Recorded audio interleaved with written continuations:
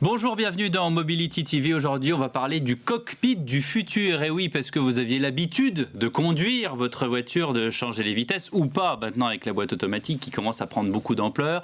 Ce n'est pas le sujet aujourd'hui. On parle du cockpit où vous allez pouvoir soit vous retourner ainsi et parler peut-être à l'Assemblée qui est juste derrière, soit vous allez pouvoir lire votre journal, enfin en tout cas voilà. C'est évidemment un développement de la voiture autonome et on en parle avec pratiquement que des ingénieurs, messieurs du SIA, de la SIA, la Société des ingénieurs de l'automobile. Bonjour Hervé Gros. Bonjour. Bonjour Philippe Aumont, merci d'être avec nous. Christophe Auffrère, bonjour. Bonjour. Vous êtes le directeur innovation de Forcia. Et Albert Mèche, bonjour. Bonjour. Alors, on ne vous connaît pas encore beaucoup dans ce milieu automobile. Merci d'être là, merci de nous apporter vos lumières. Vous dirigez Présence, qui est une société qui, parmi toutes ses occupations, glane, identifie, va chercher toutes les sociétés, toutes les entreprises qui seraient, en l'occurrence, puisque c'est le sujet aujourd'hui, intéressé par ce cockpit du futur. Notamment, oui. Vous voulez que j'en dise un petit mot ou... J'aimerais bien, oui, okay, puisque vous êtes là pour ça. Très bien. Donc, oui, Présence, c'est une société que j'ai fondée en 2010. C'est une plateforme numérique qui permet de mobiliser des experts. Donc, vous pouvez le voir un petit peu comme Uber, comme on parle de mobilité, sauf qu'au lieu d'aller chercher des voitures avec chauffeur, on va chercher des talents de très haut niveau et on mobilise ces talents à la demande pour des groupes industriels, à la fois pour de la résolution de problèmes et puis pour de l'aide à la décision. Et on travaille notamment pas mal avec l'industrie de l'automobile et notamment avec Forcia depuis 2011 ou 2012. Qui sont les entreprises intéressées par ce genre de produits ? Nous, on travaille essentiellement avec 5 secteurs, donc l'automobile, je l'ai dit, agroalimentaire, cosmétique, énergie, et puis aéronautique, défense spatiale. Il faut me dire pourquoi, parce que là, tout d'un coup, je suis largué. Parce que nous, notre métier, c'est de mobiliser des experts, pas uniquement des experts liés au cockpit du futur. Nous, ce sont des experts en sciences. Exactement. Ceci étant, si on parle du cockpit du futur, oui. Parmi les sujets récurrents qui sont soumis à nos experts, eh bien, le cockpit du futur, de manière assez large, on le retrouve dans quasiment tous ces secteurs, que ce soit sur des enjeux de mobilité, qu'on fasse des missiles, des avions, des voitures, mais aussi pour des questions de command and control dans des usines, par exemple. Alors moi, comme je suis bonifieur de cette émission, j'avais une question pour Albert. Je peux la poser, Pierre ? Ben oui, vous êtes là pour ça aussi. Ben voilà, donc je vais le faire. Les experts auxquels vous faites appel sont des experts de l'automobile ou justement en dehors de l'automobile ? C'est-à-dire ce qui intéresse, et je pose même la question à la limite à Christophe Auffrère, ce qui intéresse Christophe Auffrère de travailler avec vous, c'est pour faire appel à des experts qui ne sont pas des experts de l'automobile puisqu'ils les fréquentent avec nous certes, mais globalement depuis des années. Quel est pas dire le business model ni le modèle économique, c'est pas le débat, mais le mode de fonctionnement et qui vous faites intervenir ? D'accord, alors ça c'est une question qui est vachement intéressante. Pour nous, un expert, c'est une entité. Ça peut être une organisation comme ça peut être une personne. Et le point commun de toutes ces entités, c'est qu'elle est aux frontières des connaissances. Donc ça peut être un prof dans le monde académique, ça peut être une PME technologique, ça peut être une start-up. Donc ça, c'est un peu notre définition de l'expert. Ça répond à votre question ou... Oui, donc, ce ne sont pas forcément des personnes qui sont dans le domaine de l'automobile. Et d'ailleurs, très souvent, il y a une anecdote, alors je ne sais pas si on a le temps, mais... rapidement, et ensuite Christophe Auffrère complétera vos propos. D'accord. Très souvent, nos clients viennent nous voir parce qu'ils sont bloqués à un moment donné dans le cadre d'un développement d'un produit, par exemple. Et on vient nous voir avec une question spécifique. Et en général, cette question... Il y a déjà une partie de la réponse, il y a un certain nombre de biais cognitifs qui sont introduits dans la question qui nous est posée. Et on va aller très souvent chercher des experts qui sont très très éloignés du corps de connaissances historiques de nos clients pour pouvoir apporter des éléments de réponse. Donc effectivement, il y a les deux cas de figure. Soit on a besoin d'avoir des experts de l'automobile qu'on va utiliser parce qu'on n'a pas les compétences chez nous. Ça peut être le cas sur les batteries par exemple. Ou ça peut être aussi des experts qu'on va chercher ailleurs, hors de l'automobile. Et sur les batteries aussi, on va chercher des experts hors automobile. Donc il y a les deux cas de figure. Alors restons un peu sur le cockpit du futur. Cette vision de l'avenir, j'ai l'impression, et je m'adresse aussi à vous Christophe, que dernièrement... On en parle moins de cette voiture autonome. Alors évidemment, l'actualité est extrêmement chargée. On parle plus de la voiture diesel et du carburant qu'elle consomme, de la voiture autonome. Et pourtant, corrigez-moi, mais ça avance, vous progressez de jour en jour. Ce cockpit du futur qu'on a pu voir dernièrement au Mondial de l'automobile, et même il y a encore 2 ans, on pouvait se mettre comme ça dans des simulateurs. Ça va voir le jour un jour, c'est pas une utopie. Non, le cockpit du futur, c'est pour demain matin. Après, il y a différentes échéances pour différents types de fonctionnalités, mais ce qu'on peut déjà dire, c'est qu'on a des trends, des tendances dans l'automobile et que le cockpit du futur va répondre à toutes ces tendances.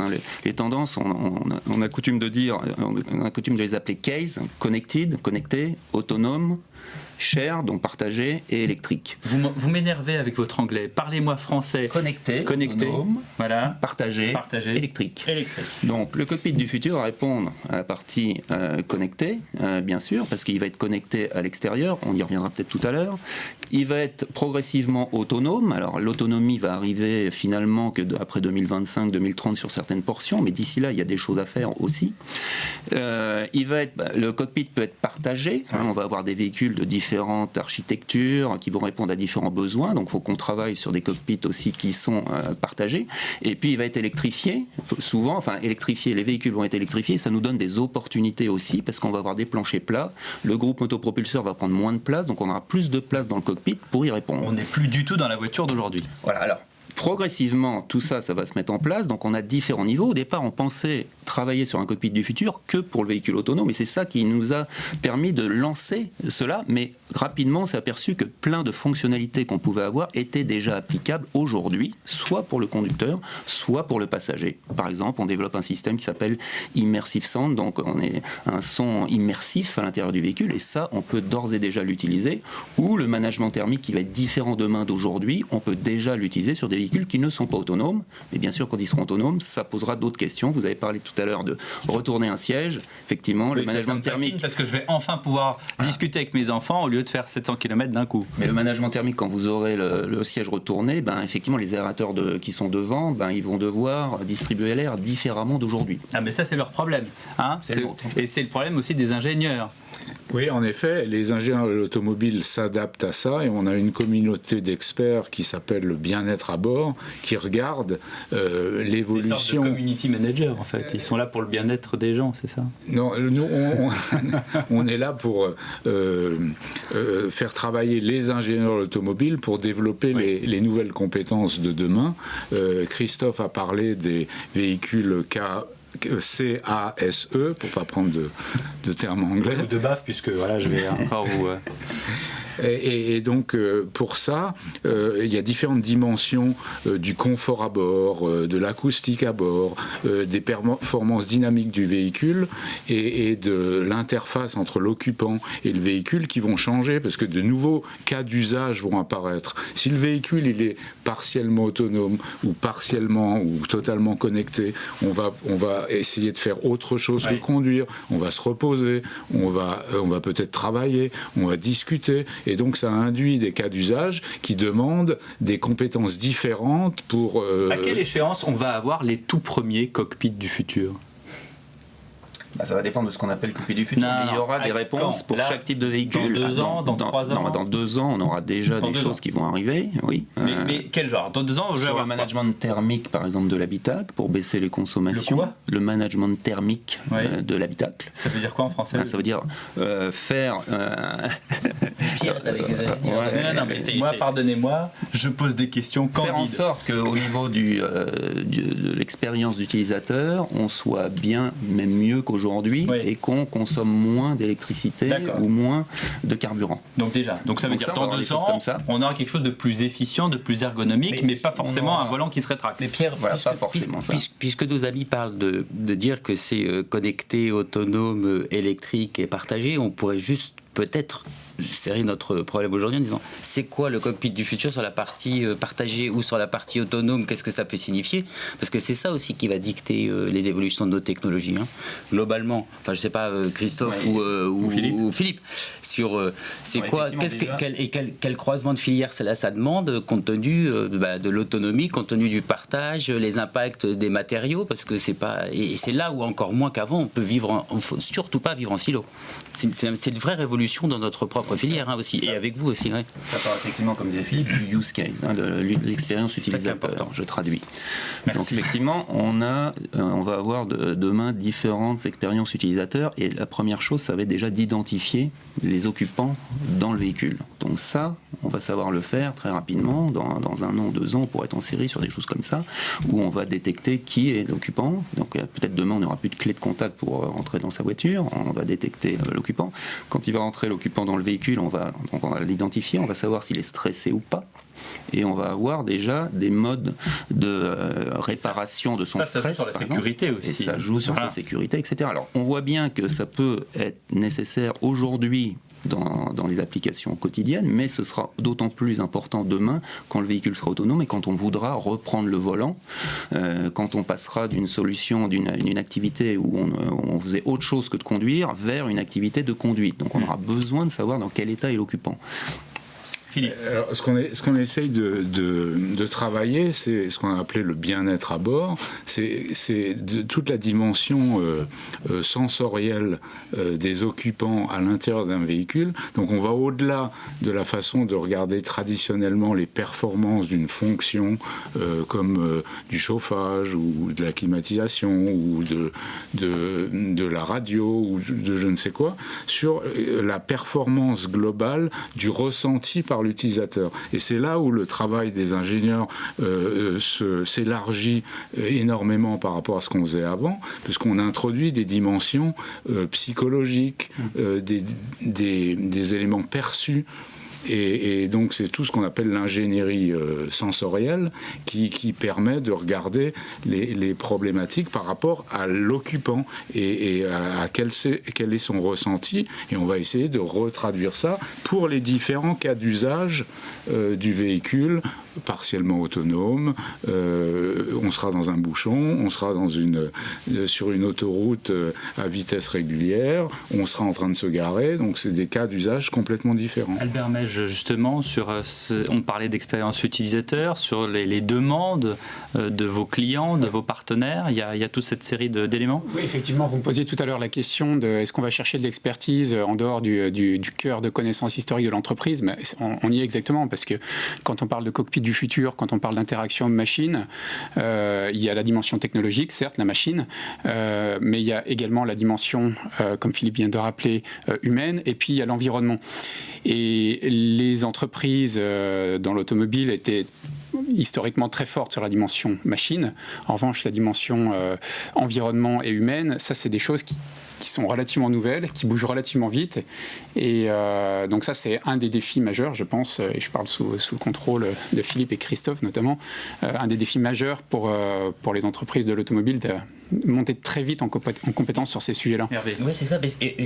Alors, peut-être que les termes sont un peu faussement savants, mais quand Philippe Aumont parle d'ingénierie sensorielle, auquel on rajoute la réflexion qu'on a sur la forte évolution du design, dans lequel on part vers le design expérience, si vous mixez le design expérience et l'ingénierie sensorielle, on arrive à ces débats sur le cockpit du futur. Ça me fait penser que vous devriez faire une émission sur le design expérience.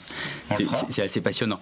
Mais, pardon Christophe ? Non mais oui, je vais aller dans ton sens. Bon, nous, justement, pour travailler dans ce sens-là, on développe ce qu'on appelle une plateforme d'intelligence du cockpit. Donc, parce que dans le cockpit, on va avoir des capteurs un peu partout, et puis on va définir effectivement des expériences utilisateurs, et donc tout ce système-là va devoir commander tout un tas de choses, tout un tas de nouvelles fonctions dans le véhicule. Donc on parlait du thermique tout à l'heure, donc ça va permettre de faire ça, d'individualiser aussi le thermique, mais c'est aussi la sécurité, comment faire du pré-crash quand on dort, ou à garantir qu'on est en sécurité quand on dort. Donc tous ces capteurs-là vont savoir exactement dans quelle position on est, ce que l'on fait et ce que l'on veut aussi faire, et en fonction de ça, la voiture va s'adapter, le cockpit va s'adapter à tout événement extérieur ou l'événement qu'on aura décidé de faire. Vous m'avez fait peur pendant un quart de seconde, c'est quoi le pré-crash quand on dort ? Un des problèmes sur lesquels on travaille, et on va trouver des solutions, c'est effectivement si on veut dormir demain dans un véhicule autonome ou pas, parce qu'on pourrait dormir aujourd'hui, on sait qu'il y a des positions où on n'est pas complètement en sécurité. Donc il faut arriver à gérer ça et à faire en sorte qu'on le soit. Donc il peut y avoir, ça existe des fois aujourd'hui, des systèmes où on vient régler en cas de crash, c'est-à-dire qu'on va détecter qu'il y a un crash et on a quelques millisecondes pour modifier la position du siège, par exemple, ou préparer un autre élément qui va venir retenir l'occupant, par exemple. Donc ça s'appelle du pré-crash.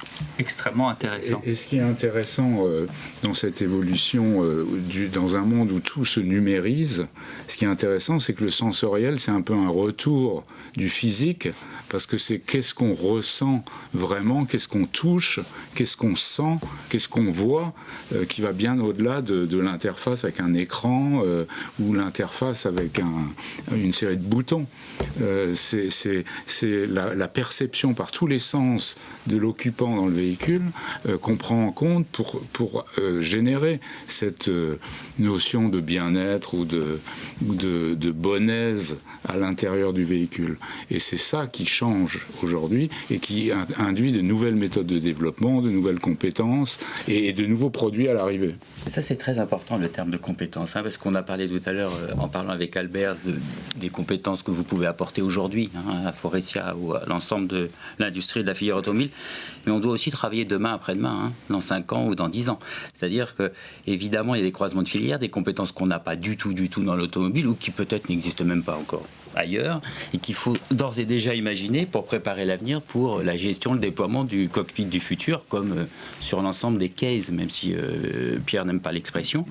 Et là, on a un vrai travail tous ensemble. C'est en France plus particulièrement, c'est comment faire en sorte de préparer les jeunes générations et même aujourd'hui, Christophe, les ingénieurs qui travaillent aujourd'hui pour être très opérationnels et développer de nouvelles technologies de demain matin, dans 2 ans ou dans 3 ans, avec le nouveau cockpit du futur. Voilà, et les différents niveaux. On n'en a pas parlé, mais on va avoir beaucoup d'intelligence artificielle dans le cockpit aussi. Donc ça, c'est une compétence qui n'existe pas. C'est le retour de HAL dans l'Odyssée de l'espace de Kubrick. Voilà. Donc, et on parle beaucoup des compétences techniques là, et des ingénieurs, mais comme ça a été rappelé plusieurs fois là, au cours de cette table ronde, on va de plus en plus vers un développement produit qui est complètement centré sur l'utilisateur.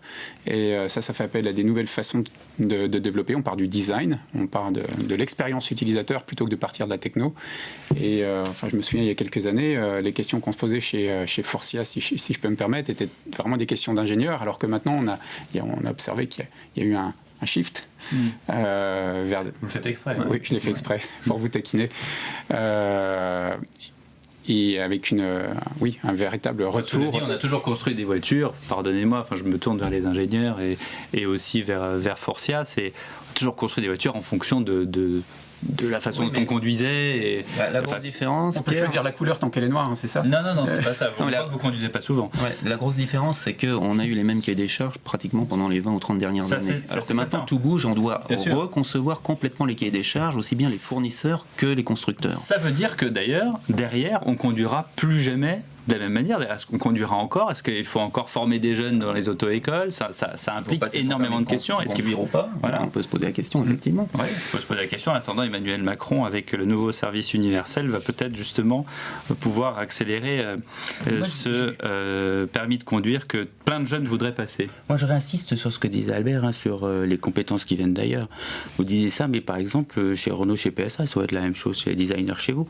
C'est plus des designers d'automobile ou des designers d'autrefois aujourd'hui, ce qu'on recherche. Par exemple, aujourd'hui, chez Renault, me le disait un des dirigeants du design, 80% de leur recrutement sont des jeunes qui ont été formés aux jeux vidéo, l'infotainment, entertainment. Aujourd'hui, pourquoi ? C'est parce que le plus important, c'est ce qu'on va mettre dans l'écran. Laissez-les dans un centre. Juste un exemple, on est en train d'embaucher des psychoacousticiens. Voilà. Pour l'expérience immersive du son à l'intérieur du véhicule, ou de faire une bulle sonore. Pour l'infotainment aussi, pour des raisons de sécurité, pour le pouvoir de pouvoir capter les sons. On peut aussi commander par la voix, on peut, donc quelle information va venir, est-ce qu'elle doit arriver, est-ce qu'elle doit être vocale, est-ce qu'elle doit être visuelle, est-ce qu'elle doit être sensorielle touchée, haptique, etc., etc. Dernière question, et c'était une de mes questions du début, mais vous n'avez pas entièrement répondu. Est-ce que vous n'êtes pas inquiet qu'on parle moins de la voiture autonome? Est-ce que, dans l'esprit des gens, parce qu'il se passe beaucoup de choses aujourd'hui, est-ce que cette voiture autonome qu'on annonçait pour 2035, certains même disaient 2025, est-ce que finalement on ne va pas l'avoir plutôt en 2050 ou en 2060 ? Mais la réponse, elle n'est pas oui ou non. Ça va progressivement s'autonomiser. Aujourd'hui... Progressivement est assez relatif, pour ne pas dire vague. Mais vous avez des fonctions... Pour un ingénieur, vous me décevez. Il y a aujourd'hui des fonctions qui sont automatisées. Vous avez des fonctions de parking, des fonctions de contrôle. Oui, mais est-ce qu'on ne va pas en rester là pendant un temps qui n'était pas censé être aussi long? Alors c'est sûr qu'on s'aperçoit au fur et à mesure qu'on fait des tests et tout ça que c'est beaucoup plus compliqué que ce qu'on avait imaginé, ça c'est évident. Voilà. Et que ça c'est une réalité. Il y a des cas d'usage. Si vous avez des routes qui sont systématiques, comme par exemple un bus, pourrait l'utiliser, autonomiser un bus sera probablement plus facile qu'autonomiser des véhicules place de l'Étoile aux heures de pointe. Avec certains qui seront autonomisés et d'autres non. Voilà, donc il y aura une période de transition qui sera à gérer. Et je ne pense pas qu'il y ait vocation à ce que tous les véhicules soient entièrement autonomes. Le plaisir de conduite, dans certaines situations, restera. Et le rapport investissement par rapport à